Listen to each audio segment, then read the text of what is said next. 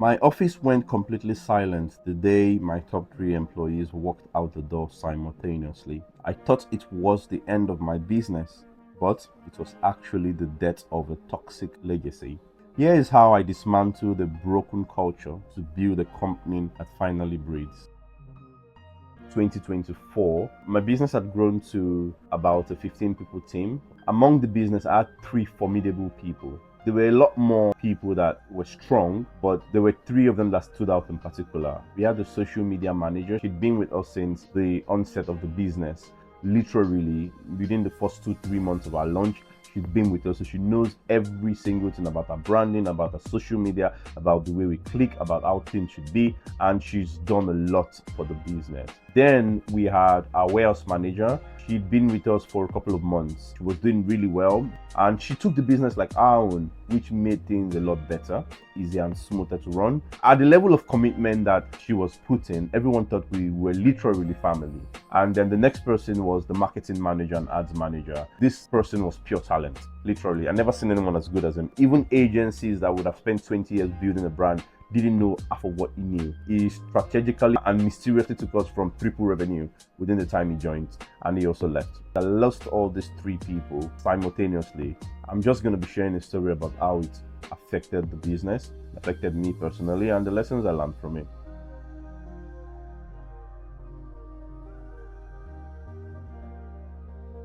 She'd been the longest staff serving with us up until that time. She had a good pay, everything was good. As she walked out the door, I couldn't believe what was going on. It definitely left a vacuum in me. She's been delivering all ramifications of anything relating to our branding, YouTube vlogging, graphic designing, social media management, every single thing she did well. She was quite teachable. We grew to be like friends, even like family. It was like I had a little sister while she was with us. Warehouse manager, again, it was the same thing. Took the business like our own. Things were going fine. Towards the end, before our resignation, she did mention that she was having a couple of concerns regarding how hectic and demanding the role was. But these were things she'd mentioned a lot of times in the past. So I didn't really see it as an issue. She decided that she was not having it anymore. The marketing manager, he wanted a lot more. He was already by any point the highest paid we had as at that time, but he wanted the salary more, and the business could not just afford it. And he felt like the business did not appreciate him enough, and then he left. When these three all left, it left a vacuum in my heart. I can't help but feel like that one person leaving affected the other leaving and affected the other leaving. Warehouse manager was the longest we've ever had working for us, almost for a year, while the social media manager had worked for 2 years plus. Social media manager first left, then warehouse manager saw that social media left and they left. Then marketing manager saw that two people that were core to the business left, and then we were not meeting his demands in terms of double his salary, and then he left. After they all left, it got me asking questions about myself. Did I do anything wrong? Is there something wrong with me? Is it the business? Do I need to call them back? What should I do? Have I made a mistake starting this business? A lot of things ran through my mind. I felt like I lost family members. I felt very betrayed because this was a whole task that I had to rely on people to do.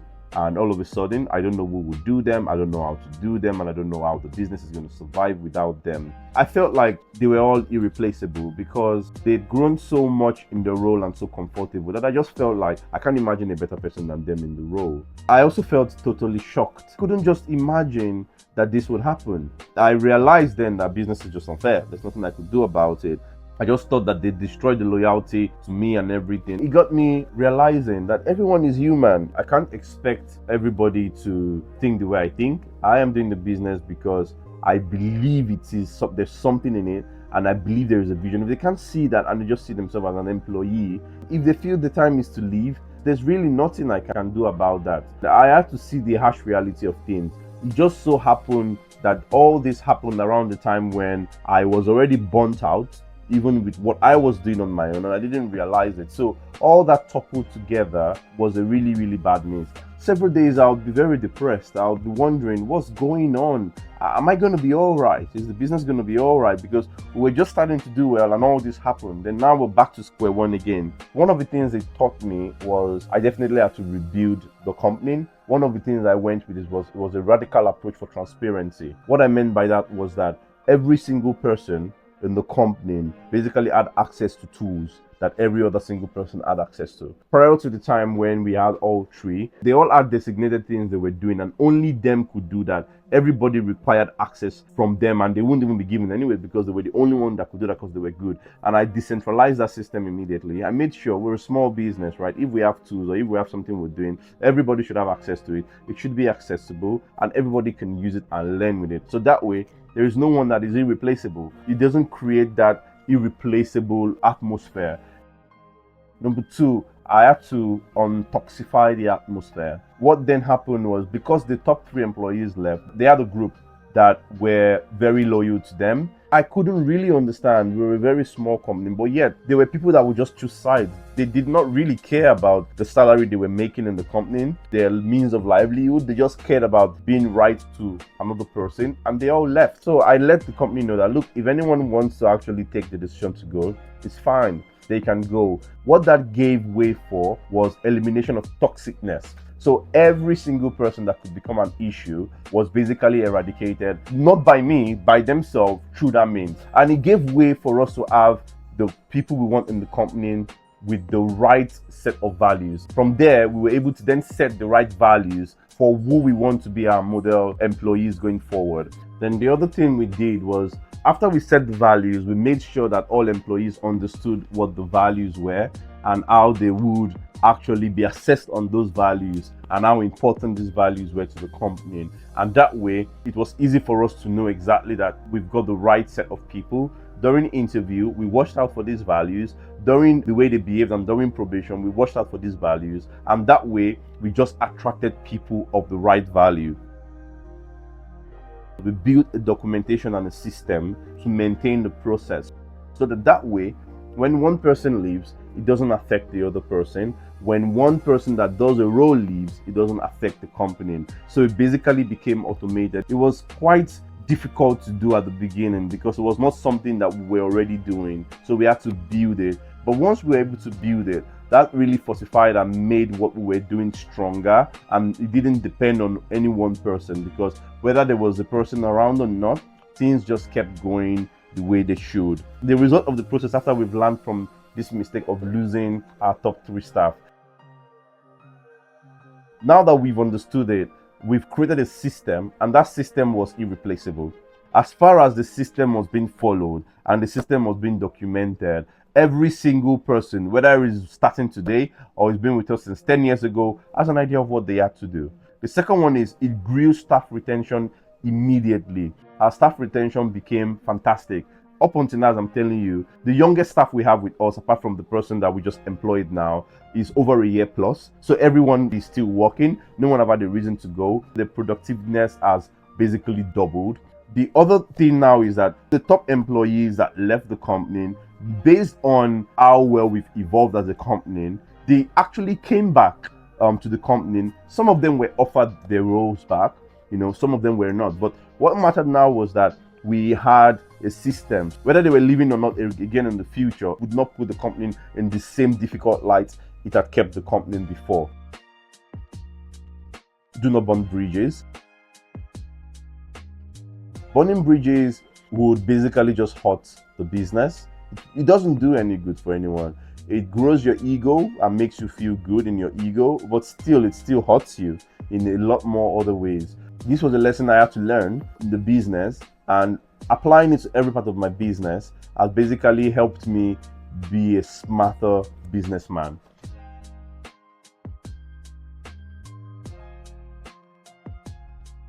Losing my top three employees definitely questioned myself, my esteem, who I am, and exactly what I think I am, that I'm capable of building a business. One thing that it made me realize is that I'm just a human. I'm not God. I'm not perfect. Just as everyone is not perfect, I am not perfect. And as I'm building a business, the best I can do is to build the best possible business I can build and always be eager to improve. So that was the first realization that came to my mind when all this happened. The second realization that came to my mind is, regardless of who we are, be it a saint, be it a Muslim, be it a Christian, be it an atheist, be it someone that basically wakes up and just does what they want, we genuinely, without realizing, individually all care about ourselves. Apart from us being insatiable, we are also selfish. And everyone would watch out for themselves. Because of that, once you understand that that is pure human nature, you want to put things in place in your business, like systems, if you have a business, that basically circumnavigates around that. And that way, it prevents you from seeing certain decisions by your staff as being personal or taking it personal, rather than the fact that that's what they genuinely think is best for them. Struggle at the beginning is normal. What I mean by this is that when certain things like this in your business happen, don't take it personal. It is normal. It is normal for certain things to break. It is normal for certain things not to go as expected. It is normal for certain things not to take the turn that you want it to take or you expect it to take. But what is a lot more important is that you learn from that mistake, you learn from that hurdle, you learn from that problem, and you tweak it to improve on it. So when the baby is teething, the baby cries. When the baby is learning to walk, they crawl and they stumble and they fall several times. But I never seen a baby that woke up and became a baby and 30 years later says, you know what, I'm not going to walk because I don't want to learn. I think that's a lesson all business owners, if not all everybody, should take from babies. They just have it wired in them that they've got to figure this out. And they keep going. Whether they cry, whether they get injured, whether they are scared, whether they push for it, whether they're encouraged, whether they're not encouraged, they keep trying until they do it. I mean, it's a strong factor that they see the end goal already, right? But they keep trying until they do it. As a business owner, that's where you want to be. Keep trying. You would make mistakes. You would face hurdles. You would face embarrassment. You would face difficult decisions. Sometimes you question yourself. Why are you doing this? Sometimes you think, am I doing the right thing? Sometimes you think, am I being selfish? Am I being stupid? Am I being naive? Sometimes you think, is it worth it? Sometimes you think, why did I start this? Sometimes you think, where would this lead to? All those thoughts will come. What's more important is, look at your vision. Your vision to where you want to be, is it worth it? Look at the toddler. They want to walk. In the end, they want to work. Is it worth them going through all this process to learn how to work? If the answer is yes, just know it's temporary and keep going for it, and you'll get it. That's what I did. It wasn't easy, but I did it. We're still growing. We still have a lot of issues that we face daily.